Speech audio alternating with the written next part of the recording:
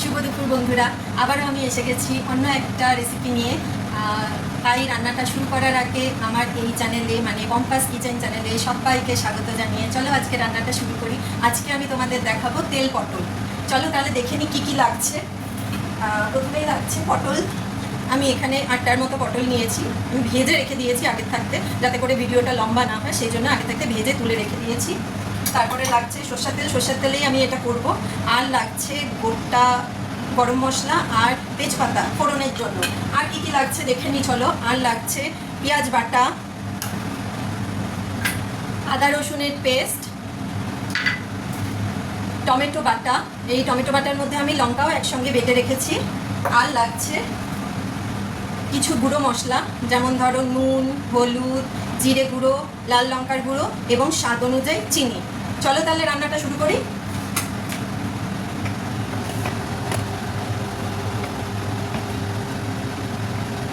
প্রথমেই আমি গরম মশলাটা আর তেজপাতা ফোড়নে দিয়ে দেব।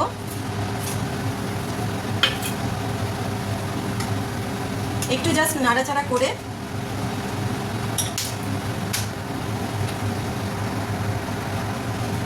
এর মধ্যে আমি পেঁয়াজ বাটাটা দিয়ে দেব।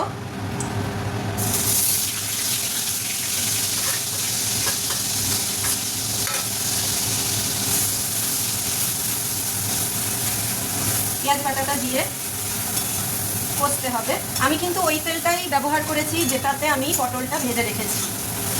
সেই তেলের মধ্যেই গোটা গরম মশলা তেজপাতা দিয়ে পেঁয়াজ বাটা দিয়ে ভালো করে নাড়ছি।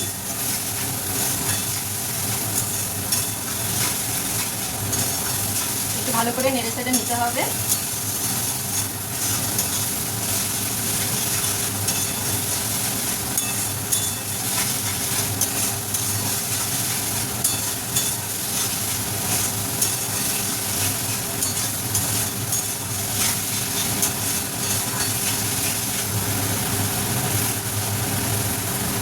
তোমরা ভাবতেই পারো পটল আবার এটার সঙ্গে পেঁয়াজ আদা রসুন এগুলো কি যায়? অবশ্যই যায় বন্ধুরা। তেল পটল এইরকমভাবেই করতে হয়।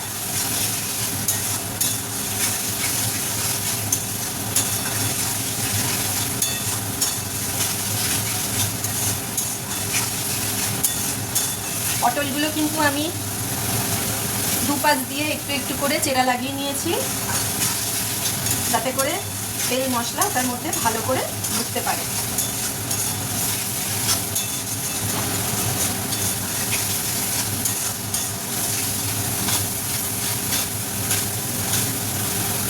এবার আমি এর মধ্যে আদা রসুনের পেস্টটা দিয়ে দেব।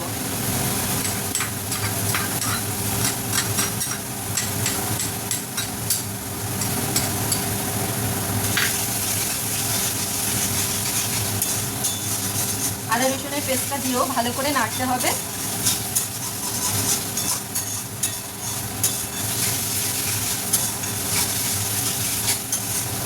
এটা ততক্ষণ অবধি নাড়তে হবে যতক্ষণ না আদা রসুনের কাঁচা গন্ধটা চলে যায়।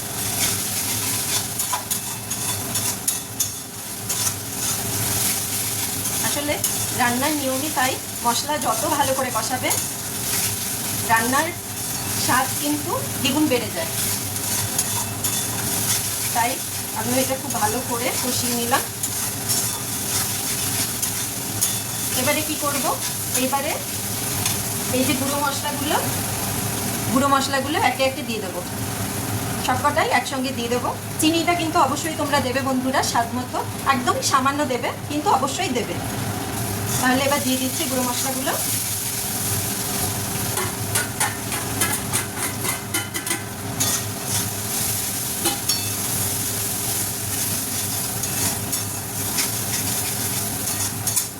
এটার মধ্যে কিন্তু খালি জিরের গুঁড়ো দিতে হয়, ধনের গুঁড়ো দেয় না কিন্তু।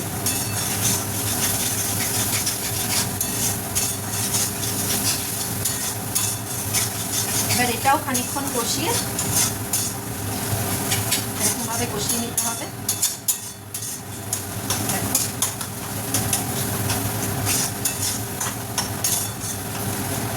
কষিয়ে নিতে হবে।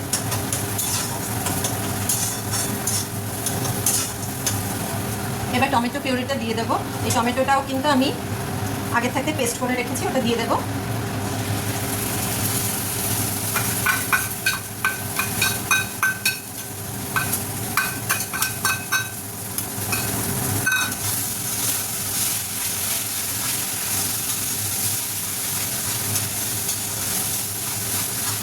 এখানে কিন্তু আমি দুটো মিডিয়াম সাইজের টমেটো নিয়েছি, পেঁয়াজ নিয়েছি একটা বড় সাইজের, 3খানা কাঁচা লঙ্কা নিয়েছি, 1 ইঞ্চির মতো আদা নিয়েছি, আর 4খানা রসুনের কোয়া নিয়েছি।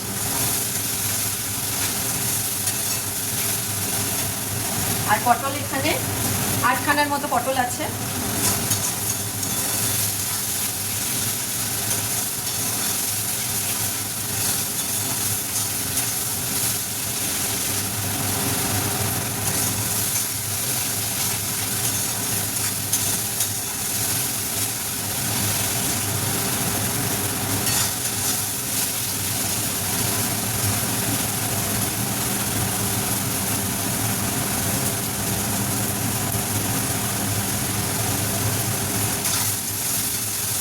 দেখো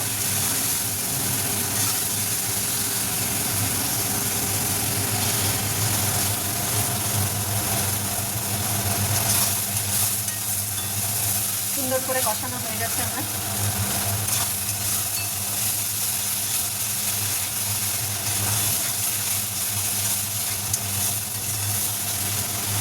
সুন্দর করে কষানো হয়ে গেছে। এবার না আমি পটলগুলোকে মশলাটার উপরে দিয়ে দেব। পটলগুলো দিয়ে আবারও একটু ভালো করে নাড়াচাড়া করে নিতে হবে।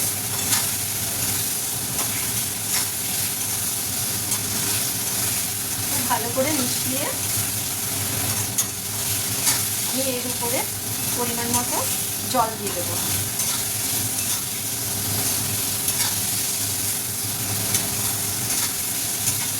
দেখো পটল দিয়ে আমি কষিয়ে নিয়েছি।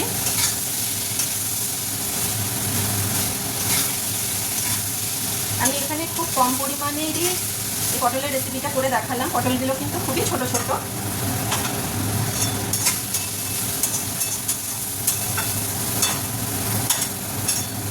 এবারে আমি পরিমাণ মতো জল দিয়ে দেবো, খুব বেশি না, ব্যাস এইটুকু দিলেই হবে। জলটা দিয়ে একটু ফুটতে দেবো পটলটা।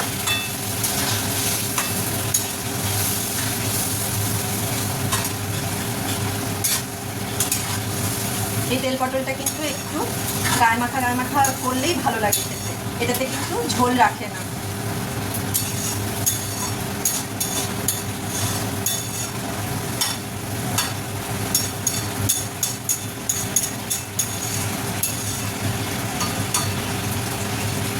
দেখো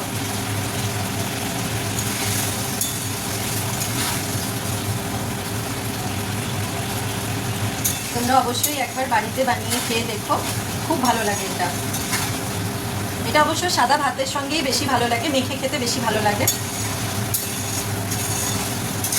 আমরা তো সবসময় আদা জিরে বাটা দিয়ে পটলের তরকারি খেয়েই থাকি, আলু পটল যেরকম ডুমো ডুমো করে কেটে, ওই রেসিপিটা তো আমরা হামেশাই খেয়ে থাকি গরমের দিনে। বন্ধুরা একবার এরকমভাবে বানিয়ে খেও তেল পটল, খুব ভালো লাগে খেতে। একটু নতুনত্বও হলো, আবার একটুখানি টেস্ট চেঞ্জও হলো।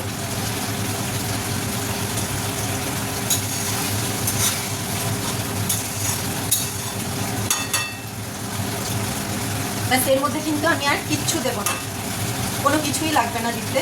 ঘি গরম মশলা কিচ্ছু লাগবে না। এটা যেহেতু তেল পটল তাই গোটা গরম মশলা আগেই যেহেতু ফোড়নে দিয়ে দিয়েছি, তাই আর আলাদা করে তোমার গরম মশলার গুঁড়ো বা ঘি এগুলো দিতে লাগবে না।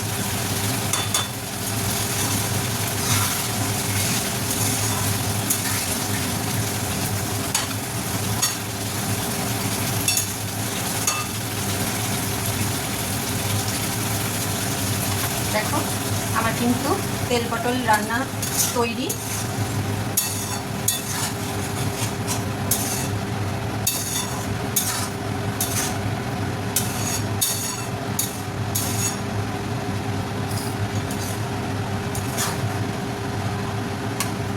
এবার আমি একটা পাত্রে এটা তুলে নেব।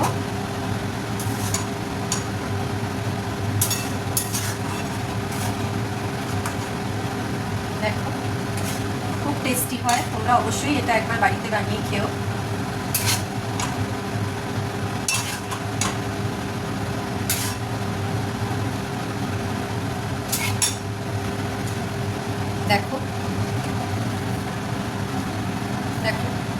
রেডি।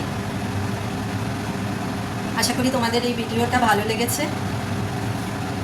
দেখো, তোমাদের যদি এই ভিডিওটা ভালো লেগে থাকে তাহলে অবশ্যই একটা লাইক, শেয়ার, কমেন্ট এবং সাবস্ক্রাইবের অনুরোধ করব। আজকে এই অবধি, আবার দেখা হচ্ছে নেক্সট কোনো ভিডিওতে। ততক্ষণ অবধি টাটা।